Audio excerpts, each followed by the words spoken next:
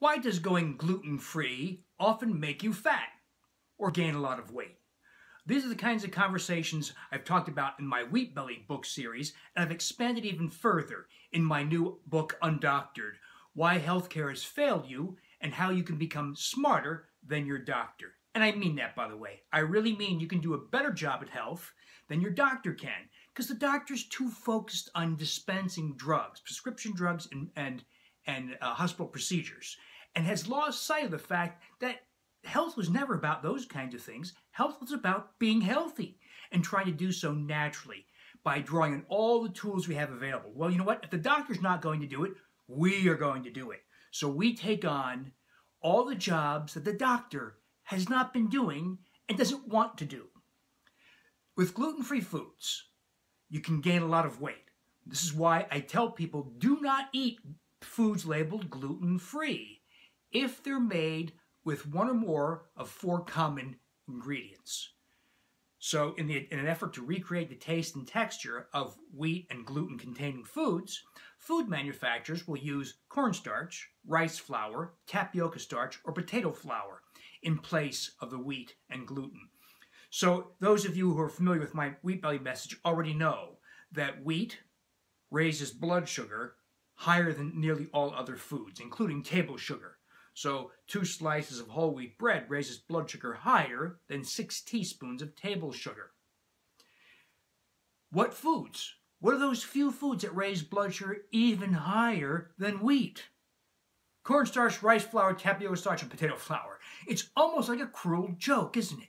They've replaced something that was a problem, wheat and gluten. And recall that wheat's a problem for a variety of reasons, not just gluten, but gluten's one of the problems. And then replace them with another collection of very problematic ingredients because blood sugar goes sky high. No foods, not candy bars, not popsicles, not ice cream, not cake, nothing raises blood sugar higher than gluten-free foods, maybe those 4 replacement flours. So many people are under the misconception that the Wheat Belly message was a gluten-free message. No, it's not a gluten-free message. It's a grain-free message. That's a very, very different message. We eliminate all grains because all of them, whether it's wheat or corn or rice, oats or sorghum or millet or amaranth, all have very serious problems. It may be a gluten-related issue. It might be a wheat germ gluten related issue. It could be an amylopectin A carbohydrate, blood sugar raising issue, and other problems. So those are all discussed in the Undoctored and Wheat Belly books.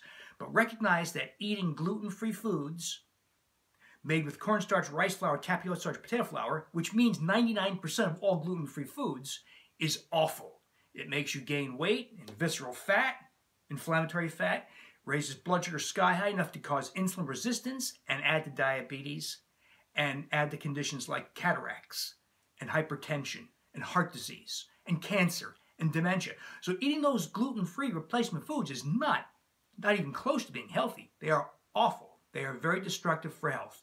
Now, if a food is naturally gluten-free, if you saw water, I've seen this, water labeled gluten-free, or an avocado, well, that's stupid. It shouldn't have been labeled that way in the first place. But that's okay, because that is naturally gluten-free. So don't worry about that. It's just those 4 problem ingredients you should never eat. Never. If you want an indulgence, like a pizza, or cheesecake, or muffins or cookies, make them with healthy, safe replacement ingredients. You'll find all those in the Undoctored and Wheat Belly books, cookbooks, etc. Lots of recipes.